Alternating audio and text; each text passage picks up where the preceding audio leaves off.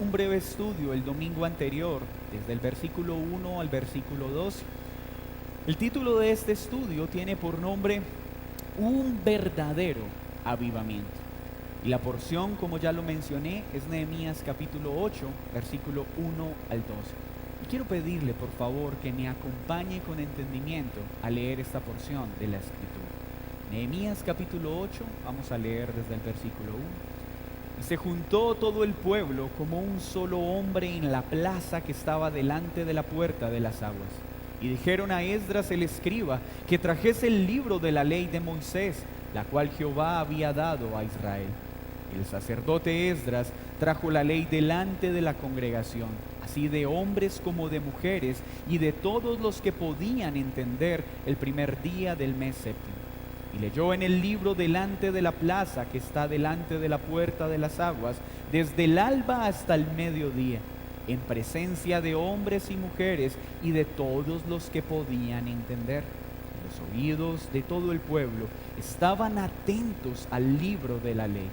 Y el escriba Esdras estaba sobre un púlpito de madera que habían hecho para ello, y junto a él estaban Matatías, Semá, Anías, Urías, Hilcías y Masaías. A su mano derecha y a su mano izquierda, Pedaías, Misael, Malquías, Hasum, Hasbadana, Zacarías y Mesulán. Abrió pues Esdras el libro a ojos de todo el pueblo, porque estaba más alto que todo el pueblo. Y cuando lo abrió, todo el pueblo estuvo atento. Bendijo entonces Esdras a Jehová, Dios grande, y todo el pueblo respondió, amén, amén, alzando sus manos. Y se humillaron y adoraron a Jehová inclinados a tierra.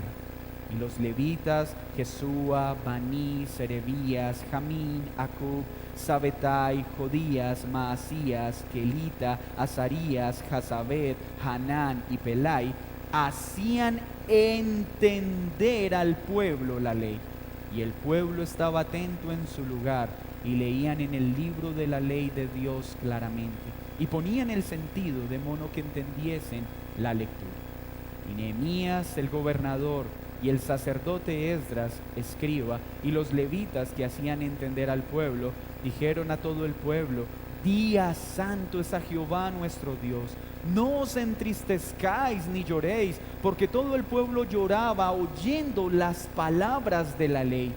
Luego les dijo, id, comed grosuras y bebed vino dulce, y enviad porciones a los que no tienen nada preparado, porque día santo es a nuestro Señor. No os entristezcáis, porque el gozo de Jehová es vuestra fuerza. Los levitas pues hacían callar a todo el pueblo diciendo, callad, porque es día santo, y no os entristezcáis. Y todo el pueblo se fue a comer y a beber, y a obsequiar porciones, y a gozar de grande alegría, porque habían entendido las palabras que les habían enseñado. Amado Dios, Padre eterno, hoy nos presentamos en el nombre de Jesús, a través de los méritos suyos, apelando al poder de tu Espíritu Santo, para que hoy nuestro corazón sea el mejor terreno para tu palabra. Habla hoy a tu pueblo y por favor concede a tu pueblo diligencia para obedecer lo que tú enseñas. Y a este tu servidor, revístelo con tu gracia, con tu denuevo y con fidelidad, para que esta palabra sea dada a tu pueblo conforme a tu intención y no conforme a la intención del servidor. Hoy me someto a tu autoridad, pues deseo de todo corazón que no sea un hombre quien hable a esta congregación, sino que sea la voz de Dios con el poder del Santo Espíritu ministrándonos a todos nosotros. Esto te lo pedimos en Cristo Jesús. Amén y amén. El domingo pasado empezamos este breve estudio que prometí íbamos a hacer en 2 secciones. Vimos el primer versículo, leámoslo nuevamente. Y se juntó todo el pueblo como un solo hombre en la plaza que estaba delante de la puerta de las aguas. Dijeron a Esdras el escriba que trajese el libro de la ley de Moisés, la cual Jehová había dado a Israel. Recuerden el contexto. Tenemos delante nuestro, en esta historia, en esta narración histórica y verificable, un pueblo que había sido repatriado, que había regresado, que había vuelto de la esclavitud en Babilonia por la poderosa mano de Dios. Esa es la única causa. Y regresó en 3 grupos, el primero con Zorobabel, el segundo con Esdras y el tercero con Nehemías. Estamos viendo que el pueblo lo primero que hizo fue reconstruir su relación con Dios. Por eso se reconstruyó el templo y toda la liturgia que caracterizaba al pueblo. Pues cómo Israel iba a volver a gozar de la protección y la gracia especial de Dios si no restauraba su comunión con Él. Para este momento Nehemías ya se encuentra presente en escena. El pueblo ahora está apuntando a reconstruir las murallas. Recientemente han regresado. Hay necesidad. Probablemente las casas aún no están en el estado que desean. Hay muchas dificultades, pues los pueblos vecinos amenazan con atacar. ¿Qué cosas podía pedir un pueblo como este a Dios? ¿No podía pedirle a Dios un gran ejército que les trajera una mayor tranquilidad frente a las amenazas de los pueblos vecinos? ¿No podían decirle, oh Dios, concédenos el presupuesto para construir una casa más hermosa y habitable que nos proteja de las fieras que nos rodean? Habían tantas cosas materiales que pedir para este momento. Pero dice que el pueblo se unió, se hizo uno para mostrar un deseo, para hacer una súplica. ¿Y cuál fue esta súplica? Traed el libro de la ley de Moisés. Un pueblo que se unió no para pedir cosas materiales, no diciendo que éstas sean malas. Un pueblo que entendió que había una necesidad mucho mayor que resolver las dificultades presentes. A volver a escuchar la palabra de Dios, esta que es autoritativa, que es eficaz, que es inerrante, que es infalible y es poderosa para transformar a todo aquel que es expuesto a ella. Israel para este momento va a vivir un avivamiento nacional real. Y lo primero entonces que aprendimos el domingo pasado es que para experimentar un verdadero avivamiento debe nacer, debe restaurarse, debe recuperarse en el pueblo amor y sed por la palabra de Dios. No hay métodos, no hay estrategias, no hay técnicas humanas, ni de mercadeo, ni de multinivel. No es haciendo grupos de 12, no es convenciendo a la gente a través de tácticas pecaminosas o humanas que nacen en las entrañas del razonamiento humano. Este pueblo solo pidió una cosa: traed la palabra, traed la escritura. Pero no solo pidieron la palabra, sino que buscaron al hombre correcto para estudiar la palabra. Y cuando hablo al hombre correcto, es que obedecieron los parámetros que Dios había establecido. Pues Dios había designado que eran los levitas los encargados de enseñar e instruir al pueblo. Pero aprendimos en Esdras capítulo 7, versículo 9 y 10 el domingo pasado que Esdras tenía 2 cosas particulares. La primera es que la mano de Dios estaba sobre él. ¿Y por qué estaba la mano de Dios sobre él? Porque dice el versículo 10, era un hombre que se había propuesto 3 cosas, ¿las recuerdan? Estudiar, inquirir diligentemente la palabra de Dios, obedecer la palabra de Dios y enseñar la palabra de Dios. Para un verdadero avivamiento, todo creyente, toda iglesia que anhela y sueña con ser avivada debe entender que lo único que necesita es que la palabra vuelva a ser el centro de la vida, sea diligente en estudiarla, diligente en obedecerla y diligente en enseñarla. Cuando estas palabras fueron dichas acerca de Esdras, aún no estaba cerca que esto sucedería. 14 años antes fueron dichas estas palabras del avivamiento de Nehemías 8. Y aprendimos que Nehemías estudiaba, obedecía y enseñaba no porque quería que su ministerio fuera exitoso, es porque esa fue su vida y la norma de su vida. Pero lejos de buscar pretenciosamente un reconocimiento en su labor ministerial, Dios 14 años después lo tomó y vimos el balance que debe haber entre la soberanía de Dios y la responsabilidad humana. No habrá un solo hombre que estudie, obedezca y enseñe con denuedo la palabra de Dios si la mano de Dios no está sobre él. Pero la mano de Dios no estará sobre un hombre que no estudie, que no obedezca y que no enseñe su palabra. Santo balance presenta esto. Pero ahora continúa el desarrollo de la escena. En el versículo 2 del capítulo 8 de Nehemías entonces empieza una escena en la cual quiero que nos introduzcamos hoy. El sacerdote entonces atendió a la súplica, trajo la ley delante de la congregación, así de hombres como de mujeres y de todos los que podían entender. La estructura del domingo pasado fue la importancia de la predicación bíblica en un avivamiento. La importancia de estudiar, obedecer y enseñar a otros fielmente la Escritura. Hoy hablaremos de las características y las consecuencias de una predicación bíblica que pueda hacer posible un verdadero avivamiento. Las Escrituras fueron entonces presentadas. ¿Y a quiénes se le presentaron? A todos los que podían entender.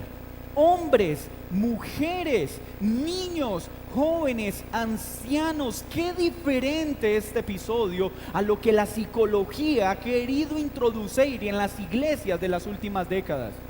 Los niños no deben estar con los adultos porque para ellos va a ser aburrido una exposición temática de la Escritura, expositiva y fiel. Los niños solo pueden estar atentos 5 minutos, 10 minutos. Hermanos, la iglesia nunca creyó eso. Ese pensamiento se introdujo en el siglo XIX. Antes de eso, los niños estaban con sus padres cuando Pablo en Efesios capítulo 6 dice: padres, instruyan a sus hijos, no los exasperen. Luego dice: hijos, obedezcan en todo a sus padres. No dice: mándenme a traer a los niños que están separados del culto en escuela dominical, en iglesia infantil. Y no estoy diciendo que sea malo, por favor no pierda de vista lo que estoy diciendo.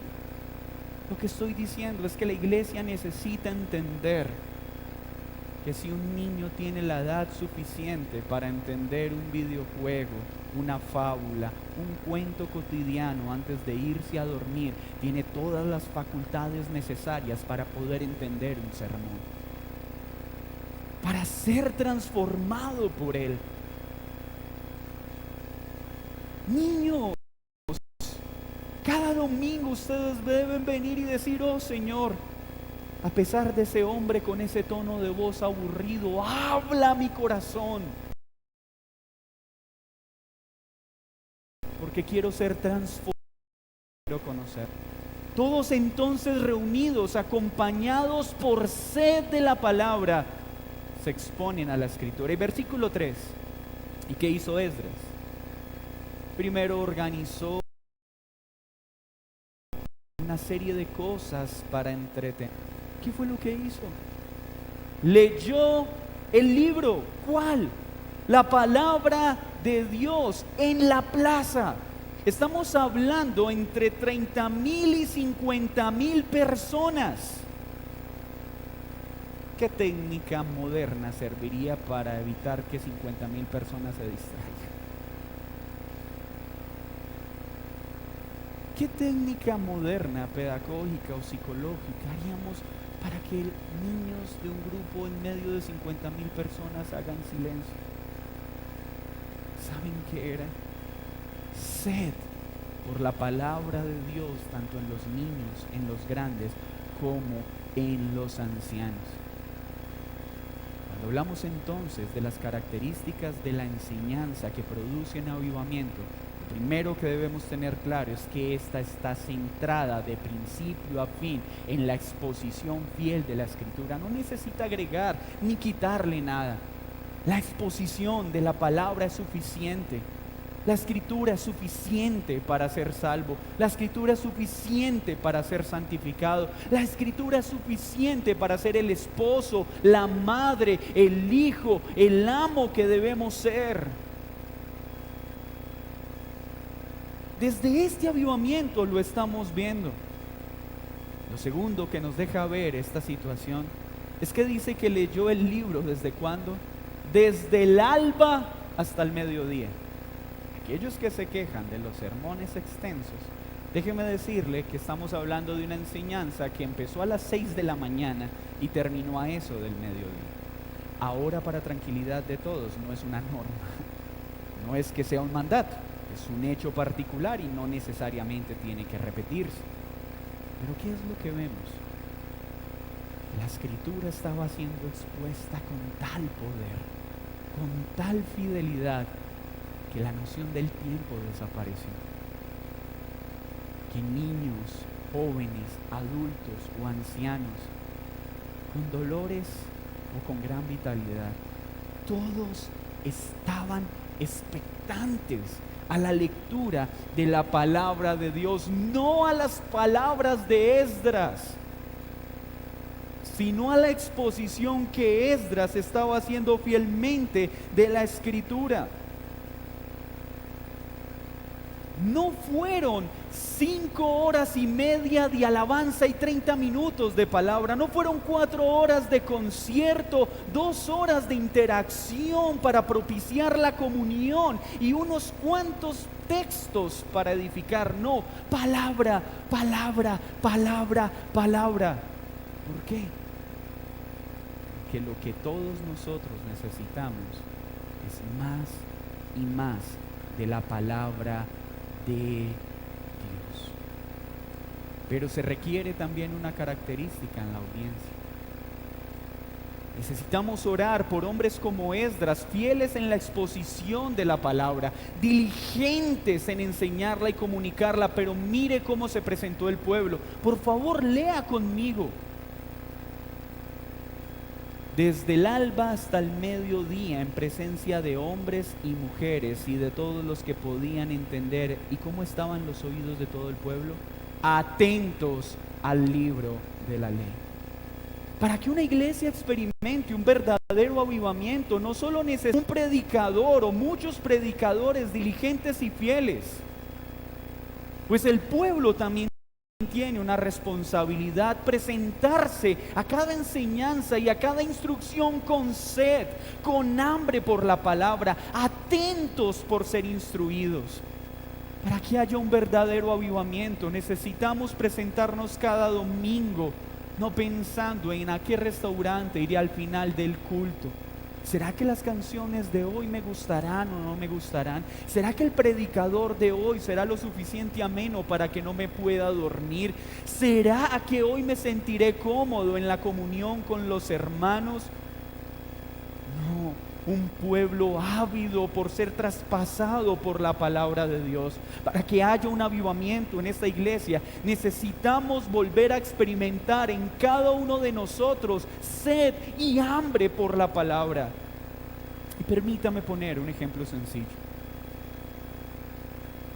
¿Qué pasaría si a usted lo invitaran a un excelente restaurante con las mejores recetas, con los más suculentos platos, pero 5 minutos antes de llegar a este restaurante al cual fue invitado, usted atiborra todo su ser con infinidad de alimentos que hacen que desaparezca el apetito? Lleno de comida. Llega a este restaurante, observa el rostro de la persona que lo invitó, que lleva ahorrando muchas semanas para poder pagar la cena a la cual lo ha invitado. Pero desde que usted entra al restaurante, debido a la llenura que tiene, el solo olor de la comida, sin importar cuán excelente sea, ahora se torna molesto. Los platos ya no son llamativos porque una sola pizca de comida le produce náuseas. Pero ¿qué diferencia sería esta situación si usted se preparara para llegar a ese almuerzo? sin comer. ¿Por qué no dos? Sentarse a aquel restaurante. Desde el mismo momento en que cruzaría usted por esa puerta, los distintos aromas de los alimentos serían plenamente percibidos por su ser. Todos sus sentidos estarían activados, no para decir no quiero nada, sino quiero probarlo todo. La alegría en su rostro aumentaría la de su amigo, ¿no? Pero habría placer, porque tengo hambre y estoy preparado para tal alimento. ¿Qué tiene que ver esto con la Escritura? ¿De qué sirve que tú domingo a domingo vengas a cumplir con un acto religioso de congregarte porque es domingo y es el día del Señor? No llegues sin ningún interés, tus sentidos totalmente apagados, sin la capacidad de percibir la belleza de poder adorar al Dios vivo, sin encontrar razones para deleitarte en la oración matutina mientras nos reunimos a clamar por nuestras necesidades. ¿Qué bienestar puedes encontrar en la escuela dominical si es un asunto de doctrina que parece no tener interés para ti? ¿Qué alegría podrás tener en medio de la exposición del culto si tu mente está disipada? No solo se requieren predicadores fieles, se requiere un pueblo que tenga hambre. Podemos ser diligentes en la tarea de preparar un sermón, pero si ustedes no son un pueblo que llegan sediento cada domingo, nuestro trabajo será en vano, porque un verdadero avivamiento requiere de estas dos partes: predicadores fieles y un pueblo con hambre por la palabra de Dios. Cuando tú llegas cada domingo, ¿con qué expectativa llegas? Hambre, Señor, no permitas que yo hoy salga igual de este lugar. Por favor, que hoy no salga siendo el mismo que entró. ¿Es esa la sed que tienes cada domingo? ¿Es esa tu expectativa? Que hoy nada me distraiga de que tu palabra me traspase, que hoy mi orgullo no esté concentrado en si la homilética es adecuada, si la exégesis fue perfecta, sino que haya un corazón lo suficientemente humilde para atender y obedecer aquello que se expone. ¿Es esa la sed que tienes? Niños, solo cuando tengan hambre de conocer a Dios, solo cuando ustedes puedan ver alrededor los terribles estragos del pecado y verdaderamente ser librados de ellos, encontrarán razones para correr a Jesús. Niños, hoy tienen un techo donde dormir. No es porque se lo merecen, es porque Dios mostró gracia. Pudieron haber nacido en un hogar de completas falencias. Niños tienen un papá que los ama o una mamá que los ama. Tienen el gozo de tener a papá y mamá juntos. No es porque te lo merezcas, es por gracia. Y si no entiendes esta realidad, ¿por qué tendrás hambre y sed de conocer a aquel que te está dando tantas bondades que no mereces? Sigamos caminando entonces en esta enseñanza. Hambre y sed por la palabra. Un corazón que estudia, que obedece y que enseña. Predicadores fieles en la exposición. Un pueblo atento y hambriento por ser instruido. Pero luego dice el versículo 4. El escriba Esdras estaba sobre un púlpito de madera que había sido hecho para ello. Y hay dos cosas en las que me quiero detener acá para no perder de vista. Qué importante es la relevancia que el escritor quiere darle al púlpito sobre el resto de las personas. Esto era claro. Esdras entendía y los levitas presentes entendían que lo más importante cuando el pueblo se reúne es la palabra de Dios. Es la exposición de la Escritura. La alabanza es agradable, pero en ninguna parte de la Biblia dice, y el pueblo se perdió por falta de alabanza. El pueblo se perdió por falta de conocimiento de la palabra de Dios.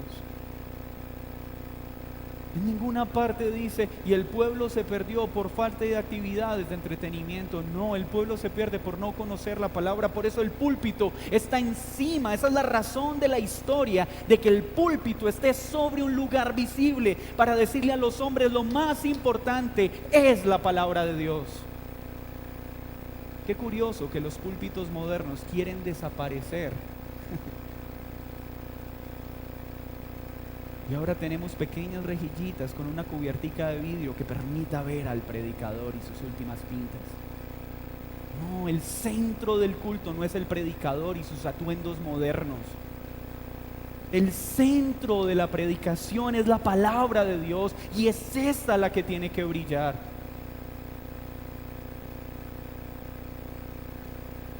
Pero recuerde la palabra que acabamos de leer en el versículo 3, cuando dice, ¿y qué hizo Esdras? Y leyó. Esa palabra en el original, ¿sabe qué significa? Y Esdras proclamó, y Esdras suplicó como trompeta, Esdras habló como rugido de león a su audiencia. El púlpito grande y visible y la lectura apasionada de Esdras nos enseñan otro elemento importante de la predicación. Una predicación bíblica que traiga un verdadero avivamiento debe ser con autoridad. Las predicaciones de la iglesia deben ser dadas con autoridad, porque el predicador no está presentando el pensamiento de un hombre, está diciendo, así dice el Señor. Una predicación fiel debe ser dada con autoridad, porque es palabra de Dios, no palabra de hombre. Es un clamor, es una súplica desesperada para la audiencia. Y es aquí donde hay una gran diferencia entre una predicación y una clase. Una clase tú puedes darla en cualquier día del año, en cualquier horario, a cualquier clase de personas. Puedes prepararla y puedes escoger cómo la enseñas. Una prédica tiene algo que una clase no tiene, y es un sentido de urgencia. La lectura de la que está hablando acá Esdras es la misma palabra que aparece cuando a Jonás le fue comisionado, que debía enseñar durante 40 días sin detenerse hasta que Nínive se convirtiera.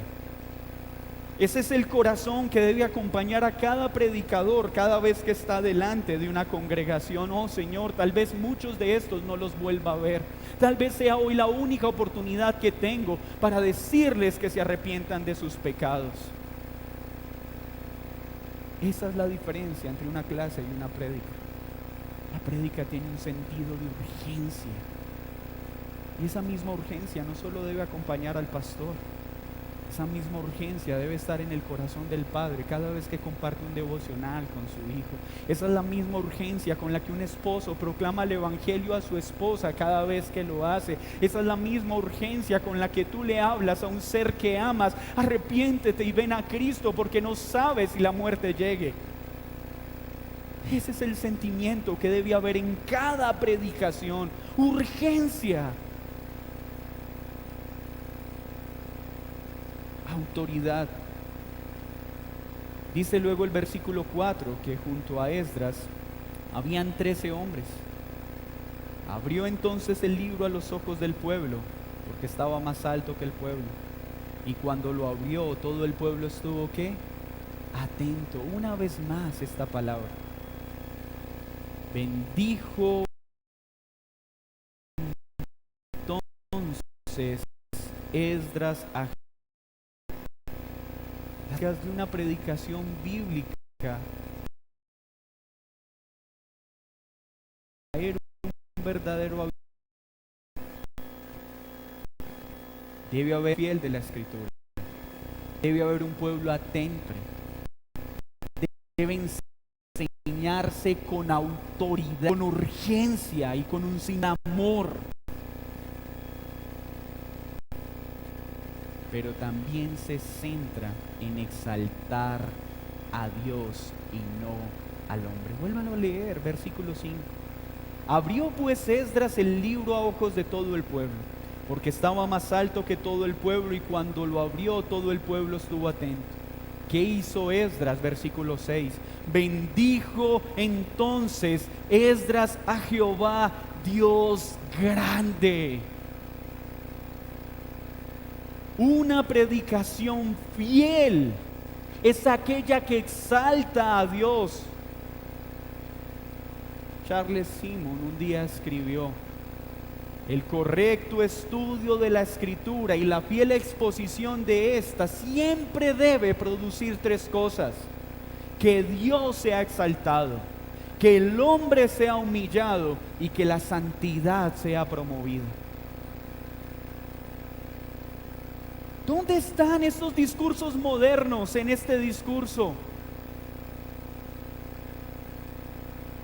¿Cómo sacar el campeón que tienes dentro? ¿Cómo sacar lo mejor de ti? No, se concentró en exaltar a Dios. La predicación tiene que mostrar las perfecciones de Dios, la gloria de Dios, la inmensidad de Dios. Pues cuando el hombre ve la inmensidad de Dios, verá su penosa condición, habrá un verdadero arrepentimiento y la necesidad de un Salvador. La predicación debe ser una espada que traspase nuestro ser. Debe ser la luz que expone nuestro pecado, la lámpara que ilumina nuestro camino.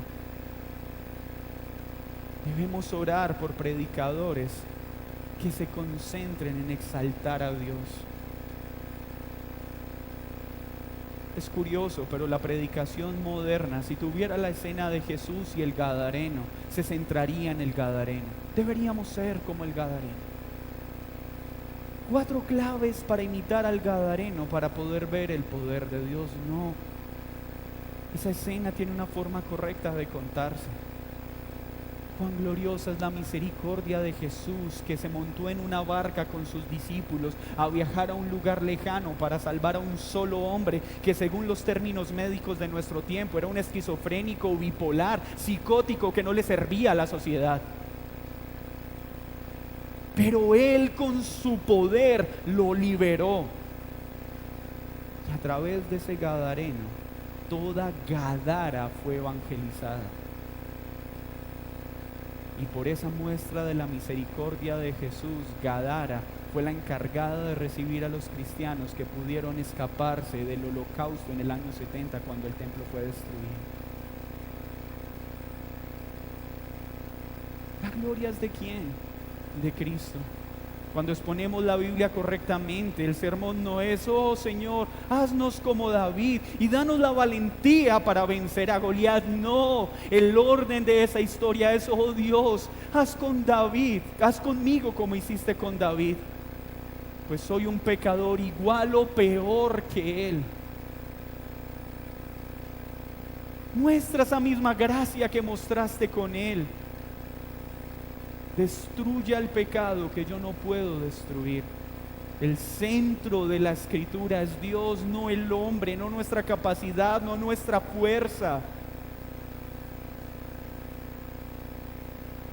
La bondad de Dios, al ver cómo bajaron un paralítico por el techo y lo sanó, mostrando su autoridad para sanar al enfermo. O el poder de Jesús cuando ordenó a la tormenta que se detuviera. O el poder de Jesús cuando venció la muerte y mostró que Él tenía poder sobre la muerte. Esa es la gloria que debemos exaltar. Que Dios es santo, santo, santo. Ese mismo Dios que perdona, pero que también mostró el peso de su ira sobre Ananías y Zafira cuando quisieron engañar al Espíritu de Dios. Ese mismo Dios que es fuego consumidor y hará descender todo el peso de su ira justa sobre aquel que no cree en Cristo. Necesitamos que Dios vuelva a ser el centro de la predicación, no la caricatura de Dios que hoy se presenta, porque ese Dios no es el Dios de la Biblia. No podemos seguir presentándole al mundo un Dios que se vende por un diezmo, por una siembra o por un pacto. No podemos seguir mostrándole al mundo un Dios que en lugar de parecer Dios parece un mesero que si tú le das plata él tiene que correr a bendecirte. Ese no es el Dios de la Escritura. El Dios de la Escritura es Señor, es amo.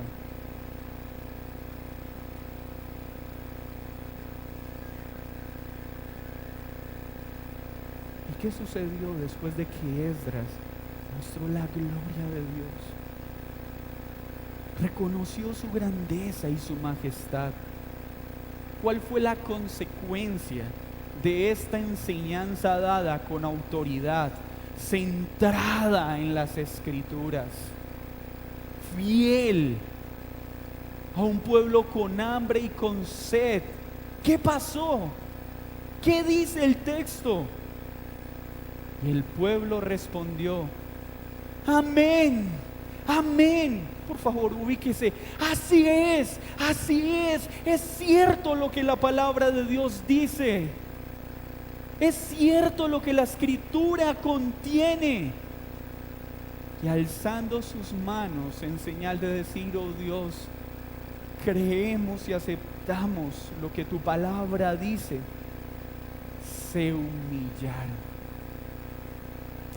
Se humillaron.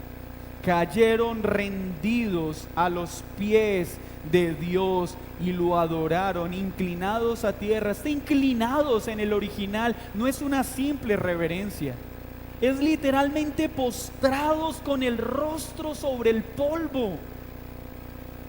La pompa desapareció, la importancia de la calidad de las telas de sus vestidos pasó a un segundo plano, el peinado, el atuendo se olvidó y solo querían una cosa: tirarse al piso, diciendo: oh Dios, gran pecador soy y grande eres. Esa es la prédica por la que debemos orar como iglesia local. Una prédica en la que Dios sea exaltado de tal forma que nuestro corazón sea humillado. Pero para eso necesitamos un pueblo con hambre. ¿A dónde crees que vas a llegar si cada vez que te sientas lo único que haces es gemir? Eso no es para mí, no estoy de acuerdo. Eso no es tan así.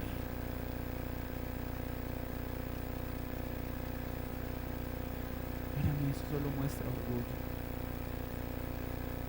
Deja de renegar por la palabra y más bien di: Dios es claro, no soy capaz. Claro que debo ser un gran esposo y me avergüenzo de no serlo. Aquí estoy, humillado a tus pies, porque tú sí eres grande, tú sí eres poderoso.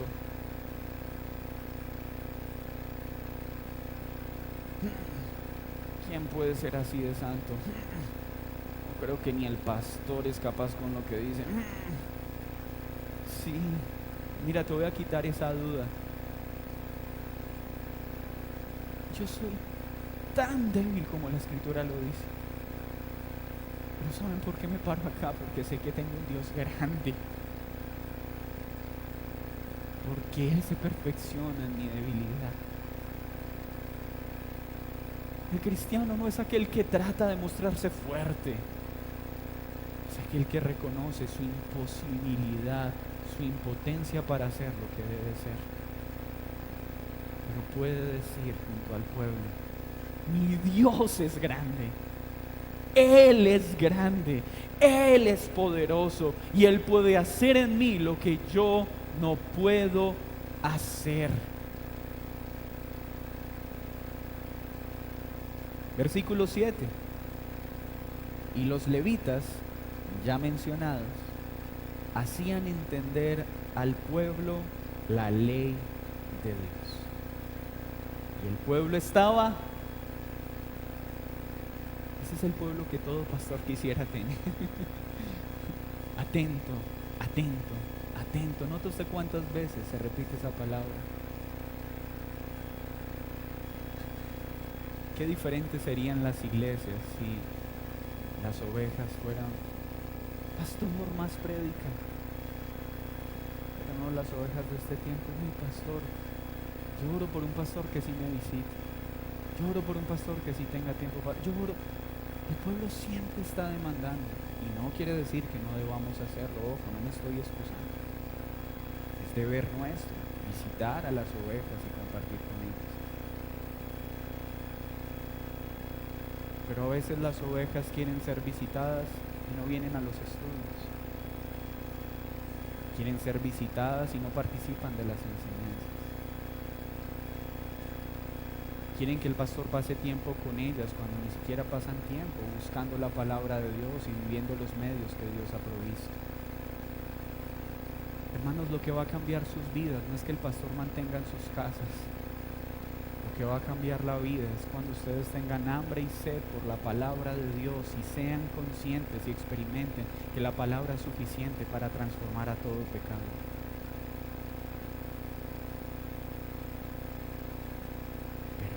Dice algo bien especial: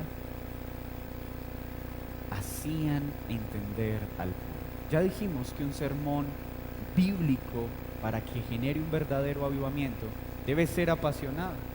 Sproul dijo: una prédica sin pasión es una mentira, pero una prédica apasionada sin una exégesis correcta es basura. Porque pasión sin Biblia solo mueve emociones. Y Biblia sin fervor solo mueve el intelecto. Debemos orar por hombres que tengan un sano balance entre una exégesis correcta, que pasen tiempo en el estudio de la Escritura. Claro que un buen sermón necesita ser extenso. Pues hay que preparar qué significa sus palabras, cuál es el contexto, qué importancia tiene el texto. Pero si esto se expone de manera fría y desapasionada, por un corazón que no ha sido traspasado por la verdad que enseña, ningún fuego podrá ser avivado. Pero un corazón apasionado, sin una exégesis correcta, jamás podrá hacer bien a la iglesia a la cual enseña. Necesitamos enseñanzas con autoridad, extensas, fervorosas, apasionadas, pero con una exégesis adecuada.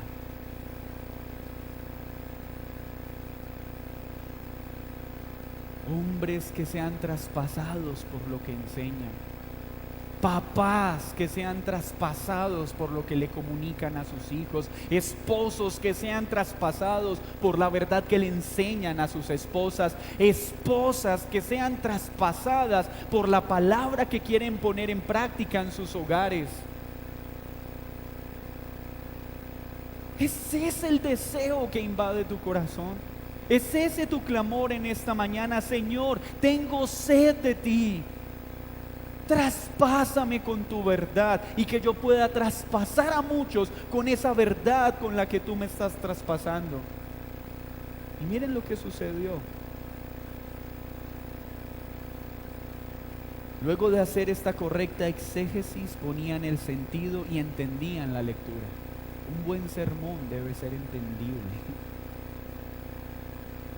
A veces escucho a ovejas que dicen: pastor se jaló una prédica el domingo, utilizó unos términos, habló del griego, yo no le pude entender nada, pero sé que él sabe mucho. Esa es la realidad de muchos contextos hoy. Hombres que se paran a deslumbrar con el dominio del griego y del hebreo. Y gloria a Dios por esta tarea que debe ser parte de nuestro estudio.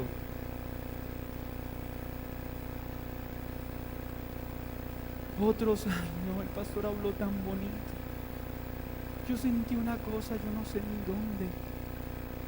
Pero ¿y qué dijo de la Biblia? No sé, pero nos contó que estuvo en Rusia, que estuvo en Alemania. La Biblia es la que salva, no las anécdotas de los pastores, no los testimonios de los predicadores. Es la Escritura lo que el pueblo necesita. Es es eso lo que tú necesitas. Si tú estás pasando por sed en este momento y te estás preguntando, ¿qué me hace falta? Estoy frío, estoy seco, mi comunión con Dios se ha apagado. Hoy la respuesta es clara, te falta volver a la Escritura con hambre y con sed. Porque aún no soy el esposo, porque aún no soy la esposa, porque aún no soy quien debo ser. Porque te falta lo más importante, hambre y sed por la palabra, nada más. Ayudarte a crecer, nada más tiene la facultad para avivarte. Y para terminar, dice entonces que Nehemías y Esdras se acercaron porque el pueblo empezó a entristecerse y a llorar. Una correcta exposición de la Escritura va a exponer nuestra condición y vamos a sentir vergüenza, tristeza. Viene muchas veces la culpa. Pero la predicación bíblica nunca nos va a dejar en un estado de culpa. Nos va a decir, sí, tú y yo somos ese pecador del que habla este texto.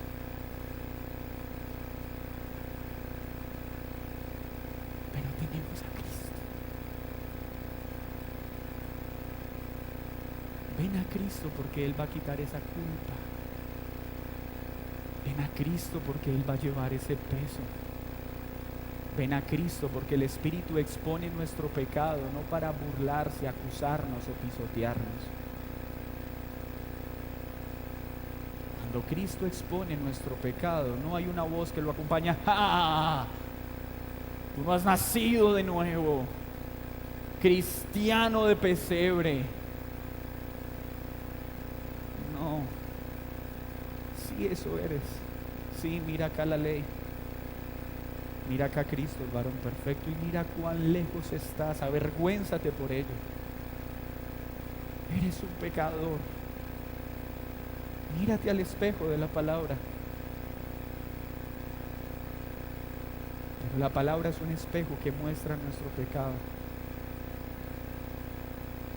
Pero es el único espejo que cuando miramos detenidamente nos muestra no nuestro reflejo, sino el reflejo de Cristo.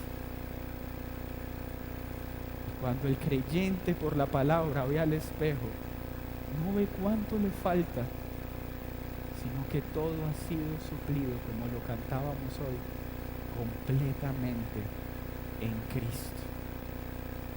Él es nuestra esperanza. Hermanos, luego le dice Esdras y Nehemías, no lloren, es día santo, alégrense, compartan con otros lo que han recibido. Esa es la emoción de un verdadero avivamiento.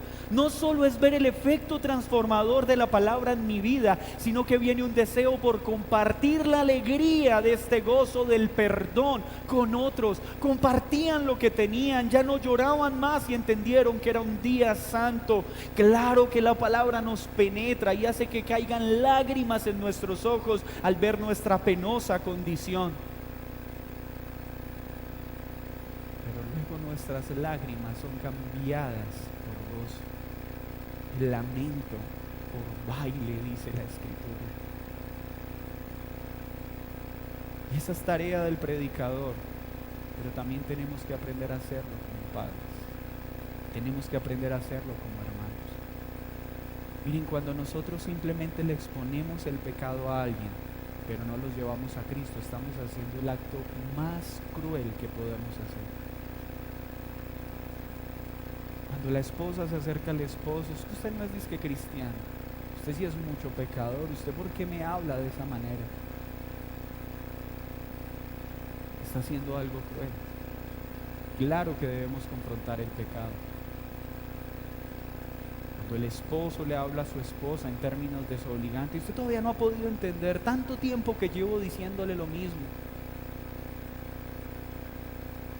Cuando un padre lleva a un hijo a la ley y no lo lleva a Cristo, es un acto cruel. Hijo, que no mientas, que los mentirosos no darán el reino de los cielos.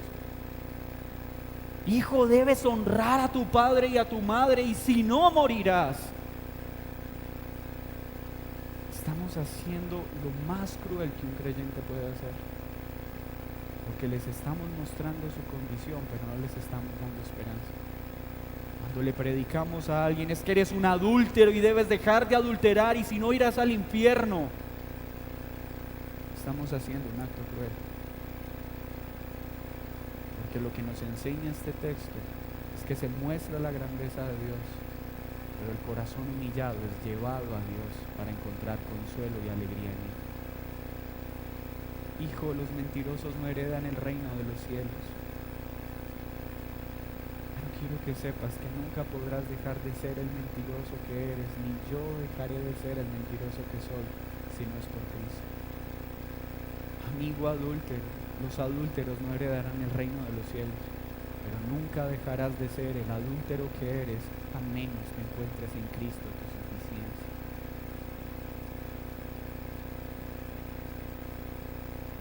Somos terribles pecadores con un gran Salvador, que es Cristo. Terminemos entonces orando a Dios por lo siguiente y diciéndole: danos esta clase de predicadores. Levanta Esdras en esta iglesia. Haz de mí un Esdras.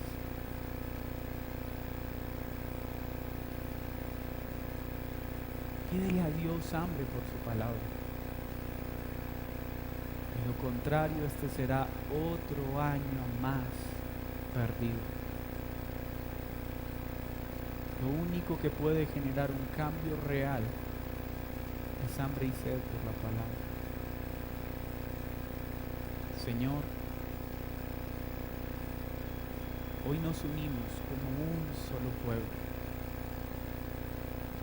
Danos más de tu palabra. Que tu palabra vuelva a ser el centro de nuestra vida.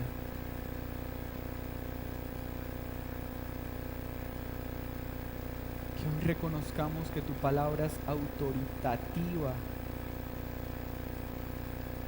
que esta debe ser estudiada con diligencia, pero también enseñada con fervor y compasión. Como dijo un día Lutero, el púlpito es el trono donde habita la palabra de Dios para bien del pueblo. Tú has puesto el púlpito en las congregaciones para que allí sea entronada tu palabra y dada a conocer a los hombres. Perdónanos cada vez que como iglesia tu palabra no ha sido central. Perdónanos cuando ésta ha sido desplazada por razonamientos humanos. Perdónanos por presentarnos a la iglesia sin hambre, sin sed. Perdónanos por haber caído a la religiosidad y permitir que nuestra vida se convirtiera en un acto mecánico, donde cada domingo acallamos nuestra conciencia. Danos más de tu palabra. Te oramos por los predicadores de esta iglesia, para que seamos hombres fieles en la exégesis del texto, que no digamos nada fuera de lo que tú quieres decir, que podamos decir: el Señor dice, porque realmente es tu palabra, no pensamientos inventados por un hombre. Pero que esa correcta exégesis esté acompañada de corazones apasionados y fervorosos por enseñar con claridad tu palabra.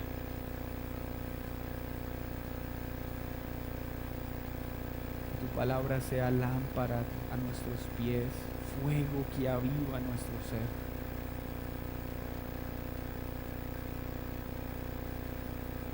Hoy queremos presentarnos con oídos atentos. Por favor, perdónanos, pero también gracias, gracias, gracias, gracias, porque hoy entendemos que es en Cristo y por Cristo. Que aún entendiendo esta verdad, nuestra carne no querrá leer la Biblia, pero lo haremos. independientemente de lo que sienta nuestra carne, porque queremos conocerte, queremos amarte y entender que eres el Dios vivo, el único Dios que salva, el único Dios que perdona, eres el único en el que hay vida eterna. Bendito seas, Jesús.